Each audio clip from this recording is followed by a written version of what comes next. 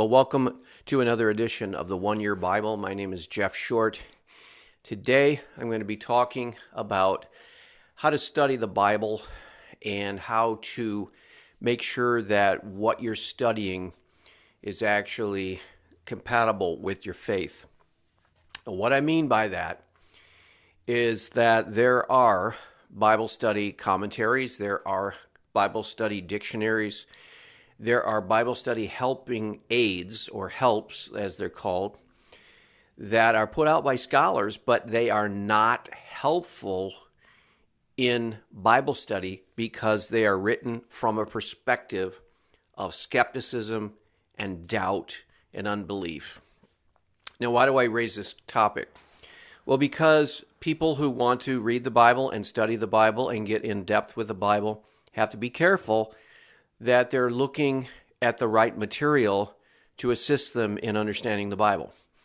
I just returned from Southern Baptist Theological Seminary in Louisville, Kentucky, where I spent the weekend there and toured the seminary there and talked to the professors, and I talked to the president, Dr. Albert Mohler, and a group of us had a tour of the entire institution down there, and it's very impressive. And one of the things that's most impressive about that institution is that the Christian population in the Southern Baptist Convention and leaders in the Southern Baptist Convention realized that their denomination was drifting in the unbelief, in the liberal, in the progressive, in the skeptical direction, and they reversed course in the late 80s and early 90s. And the seminary itself reversed course in around the mid-90s. Thanks to the help of some dedicated and brave leaders down there, they were able to turn the ship around and head it right in the biblical direction, back into the historic Orthodox Christian direction. Whereas before it was drifting badly into the leftist or liberal skeptical scholarship direction that basically robs faith of Christians rather than helps them. Now, why do I bring this up? It's because I was bargain book hunting a couple weeks ago, and I ran into a really good deal.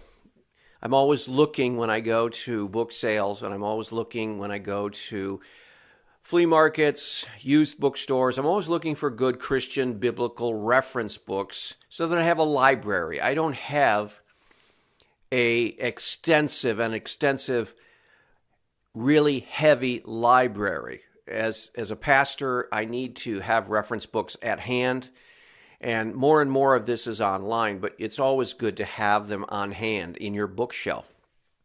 And I have a library, and I started that library when I was a college student and a seminary student, and over the last couple decades, I've collected a lot of different books, but I've never had the money to just go out and buy a commentary set or buy a scholarly work just because I needed that book. I've always tried to watch my budget and be very careful how I spend my money, because I've had to prioritize, because I've pastored small churches over the years, I've had to prioritize my money to meet the basic needs, food, rent, transportation, that kind of thing.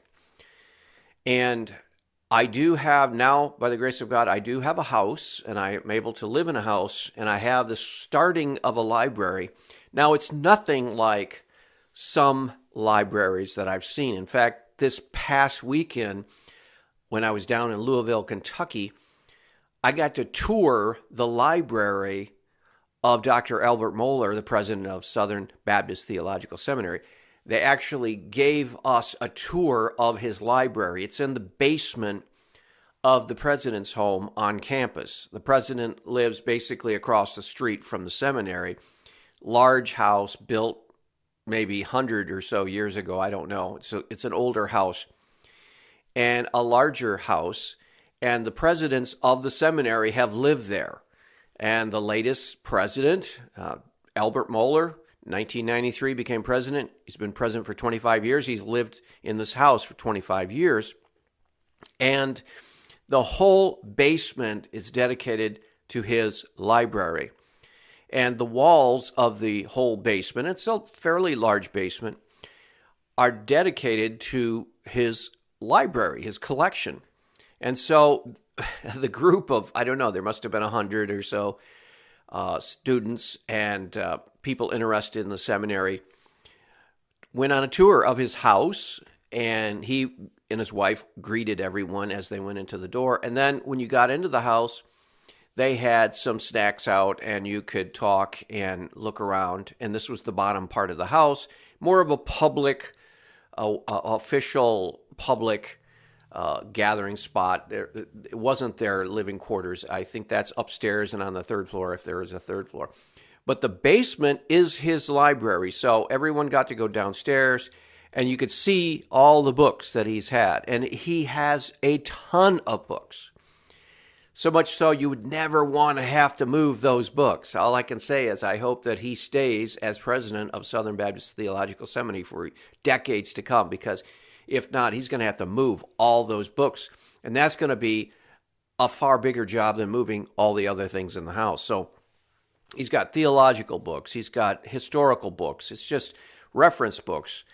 And I have been collecting books over the last couple decades of my ministry.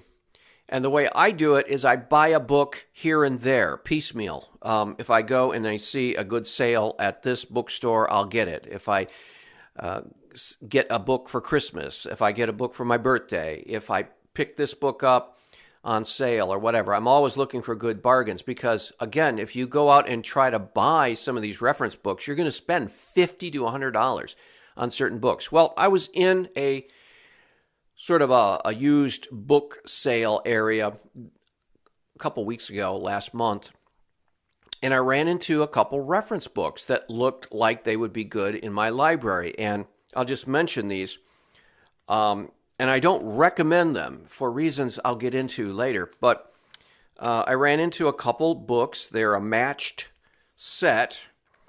And the one is called the Harper Bible Commentary. It's a huge book. It's over 1,000 pages of articles. Basically, it's a whole commentary produced by a whole team of scholars, hundreds of scholars. And then, sitting next to it was the companion of it, the Harper's Bible Dictionary. And again, this is a massive volume.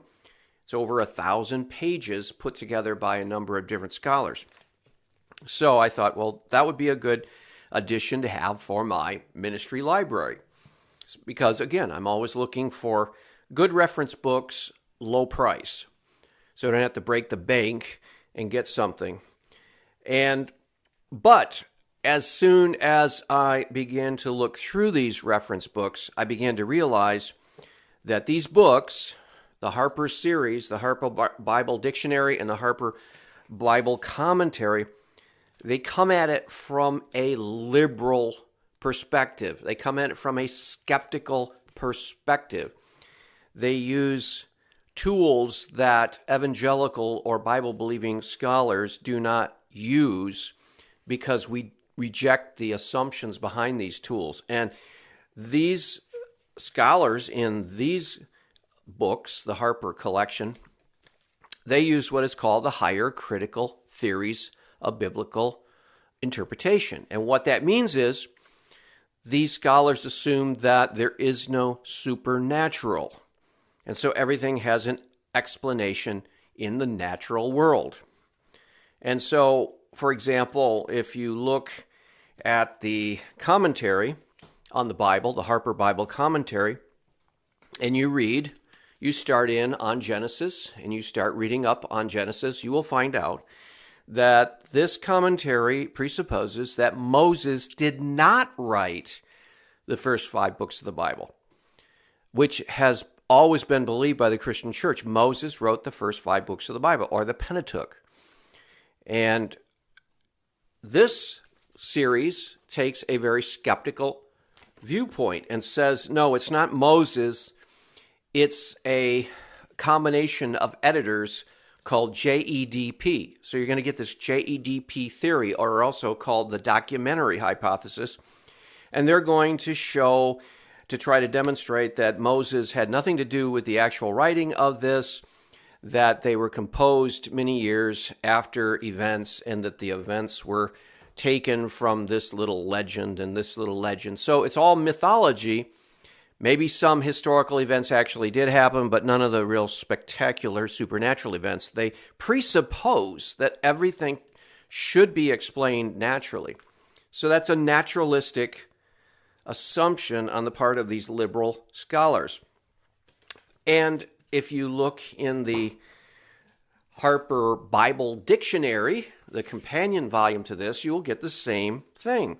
When they open up, for example, if you go to the book of Genesis under G, this is a dictionary, so topics are arranged in alphabetical order. If you go to G under Genesis and you look at the description of the book of Genesis, you will get the same thing. Moses did not write the book of Genesis. It was not given by divine inspiration. It was compiled by a number of scholars, not scholars, but editors, ancient editors, and they pulled together all kinds of myths and pagan stories, and they put them together in the one book called Genesis, and that is the type of direction you're going to get from the Harper's Bible Dictionary. So I want to warn you that if you are wanting to study the Bible, you have to be very, very careful, because there is an entire field of study that is naturalistic, meaning they don't accept miracles, and they assume that you can't take the Bible at face value, and that you have to dig deeper under these accounts and find out the real story behind the Bible. And they're going to dissect the Bible and try to find, hidden sources. This is a source that we found within the narrative of Genesis, and so on and so forth. And that's called the higher critical theory of the Bible. And you're also going to see that, for example, in how they treat Isaiah, the book of Isaiah. They're going to say, oh, that's not written by Isaiah. There's actually two books in the one book of Isaiah. And so they call it the first Isaiah and the second Isaiah, and they're two different people, and they were put together into one book and called Isaiah. But Isaiah really didn't write the entire book. He might have written some of the book, but it's hard to tell which parts he actually wrote definitively, and so on and so forth. So again, skepticism. And the problem with that approach is if you take seriously that kind of thinking about the Bible, you won't want to read the Bible. You won't be inspired by the Bible. You won't be fed by the Bible, because it's not what it claims to be, according to that approach.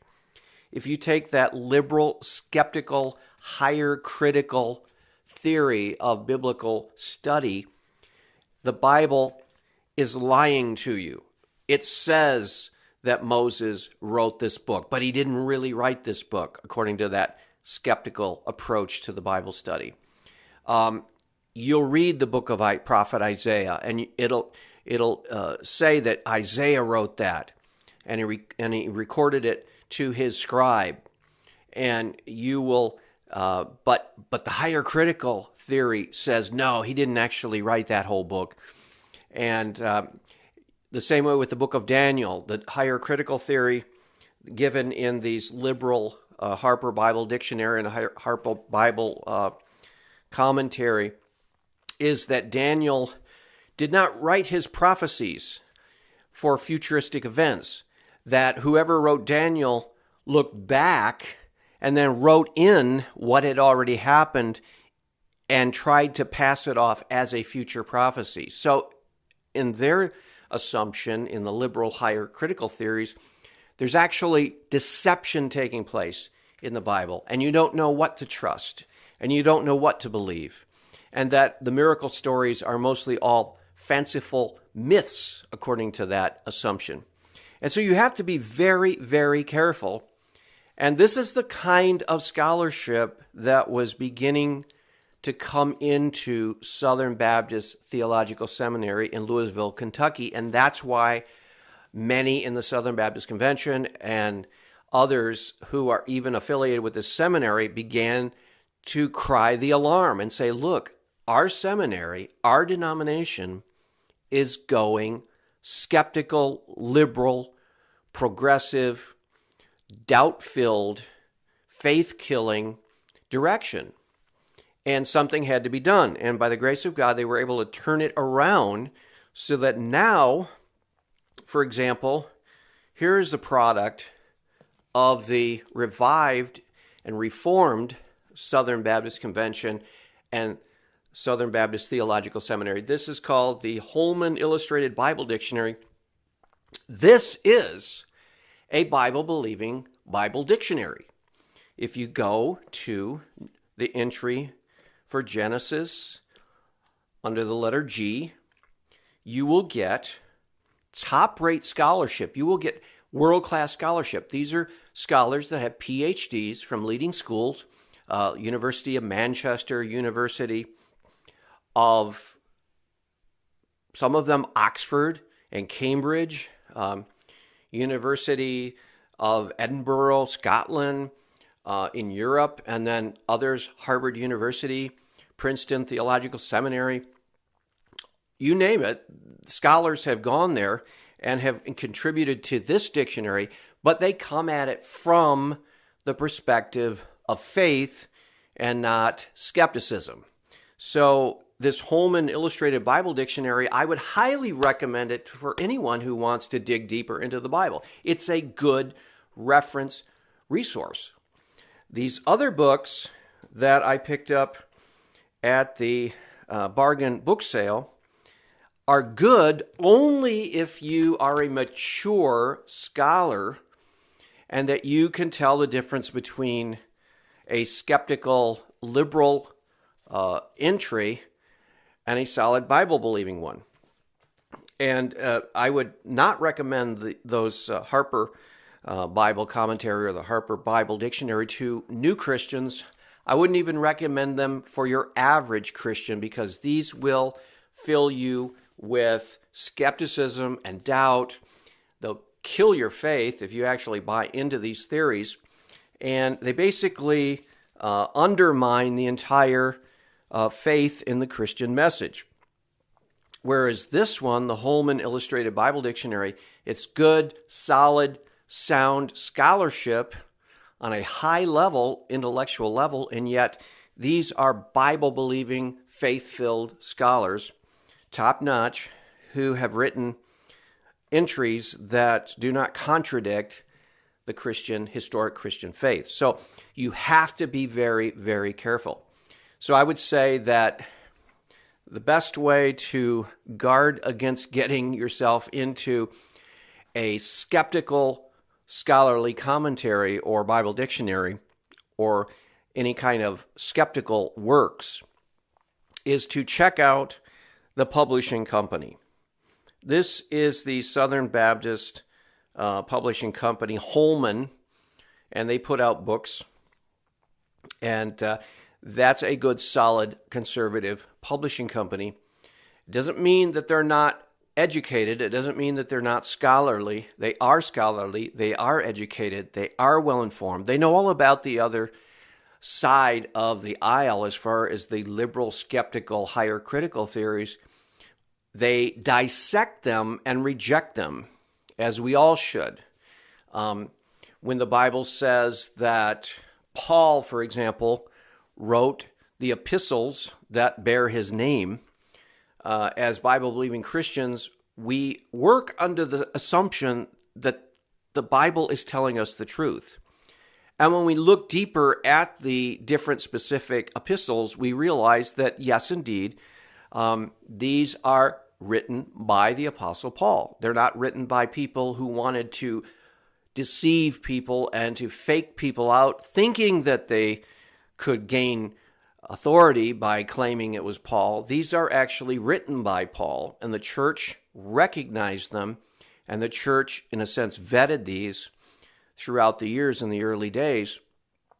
And we trust that when God gives a revelation to humanity, he makes sure that he gives us true revelation.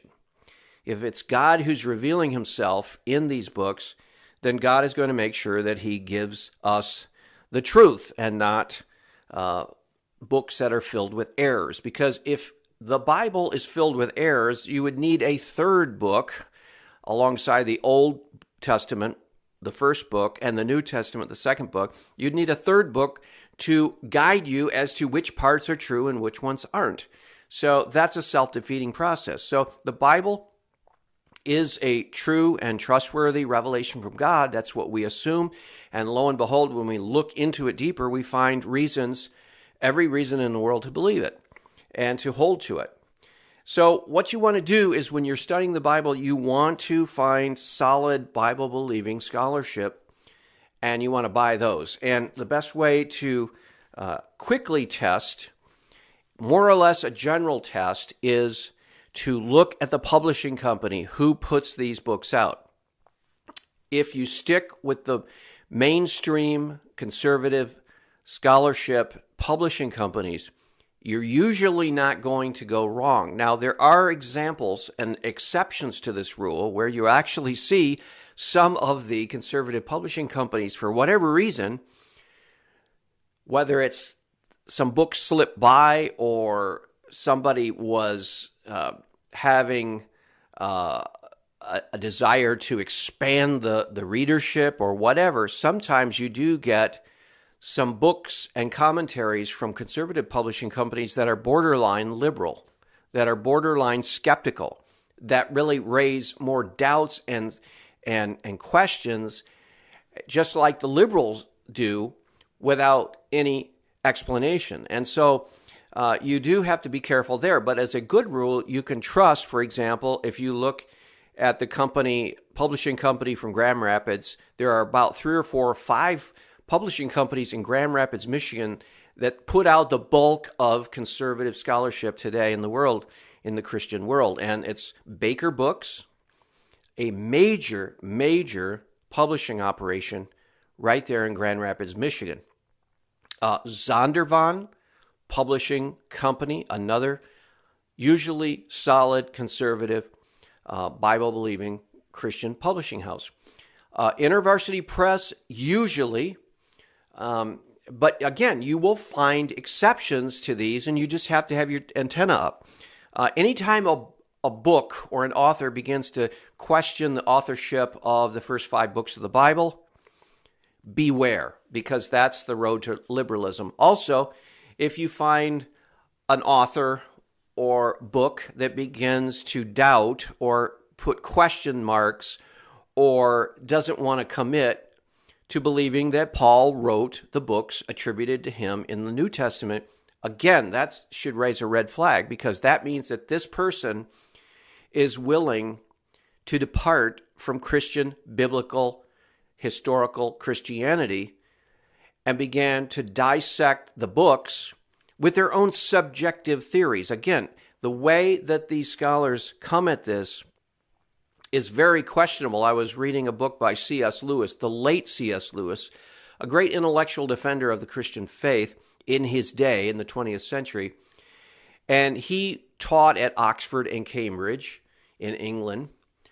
Usually over there, there's a high level of scholarship. And what he would say in his lectures is he doubts these biblical higher critical theories, attributing sources to this pagan source and that pagan source and brought into the Bible. He says he doubts those is because he's had people dissect his own writings and attribute to him motives and influences that were totally wrong and usually were wrong. So in other words, sitting back and looking at the Bible and trying to go deeper into sources and supposed constructions of the real authors behind the Bible and come up with these hypotheses and theories actually is wrong most of the time.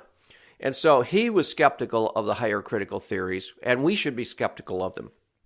But usually you can trust the more conservative publishing houses like I mentioned, Baker Books, Zondervan, InterVarsity Press, Crossway Books, and you can usually trust different publishing sources like Lifeway Books. That's the Southern Baptist Convention publishing arm and bookstore and book sales. And there are others that are highly scholarly and yet Bible believing. So what you want to do when you read the Bible, you don't want to get bogged down. You don't want to get into this choppy waters of higher critical theories, because what it's going to do is it's going to fill your head with all kinds of human theories and human thinking and reconstructions about what's really taking place in the Bible. And you're going to get so confused and so twisted that you're going to walk away from the faith. You're just going to say, and this is what happens in seminaries, and that's why people were so concerned about Southern Baptist Theological Seminary about 25, 30 years ago, is that the young men going in there to train for the pastorate were getting all kinds of confusing things. They were getting all kinds of doubt-filled lectures by professors who were leaning liberal, and they weren't coming out of the seminary when they graduated full of faith, ready for ministry. They were full of doubt and not ready for ministry. And that's what will happen to Christians if they try to dive into all this higher critical philosophies and theories. You want to stick to the Bible, and you want to operate from a conservative biblical presupposition. You want to learn about what the Bible teaches and not try to get behind, so-called, the authors of the Bible. And you don't want to speculate and spin out theories that take you far away from God's revelation. You want to stay close to what God has actually given us, and in that way we can build up our faith instead of tear it down. So I hope that's helped you in seeking out Bible study material, and we'll see you back here next week on another edition of Christian Answers. God bless.